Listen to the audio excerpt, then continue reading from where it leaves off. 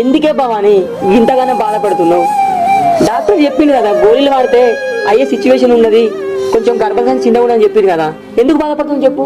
ఆ దేవుడు అన్నతోటి కంపల్సరీ అవుతుంది కావచ్చు. నువ్వు బాధపడకి, ఎందుకు బాధపడుతుందో చెప్పు. అమ్మ గట్లే అంటది, అవన్నీ పట్టించుకోకు. నేను బాధపడేది దానికోసం కాదు. ఎన్ని రోజుల నుంచి అత్తమ్మకి విషయం తెలియకుండా దాచిపెడుతున్నా. అత్తమ్మకి విషయం తెలిస్తే నన్ను ఇప్పటికిప్పుడే ఇంట్లోకెళ్ళి పంపించేసి నీకు ఇంకో పెళ్లి అవుతుంది. అందుకే భయం అవుతుంది బావా. ఎందుకు బాధపడుతున్నావు భవాని? డాక్టర్ ఏం చెప్పిండే? నీకు మొత్తానికి పిల్లలు కాదని చెప్పలేదు కానీ 50-50 ఛాన్స్ అని చెప్పిండు. ఇప్పుడైతే మందులు వాడు, కంపల్సరీ అయితే అని చెప్పిండు. ఎందుకు బాధపడుతుంది చెప్పు. డాక్టర్లు గట్ల చెప్పారు కానీ అత్తమ్మకు గంట ఓపిక ఎక్కడిది బావా. ఇప్పటికే గిన్ని నెలల నుంచి దవాఖానలకు పోతన్నాం.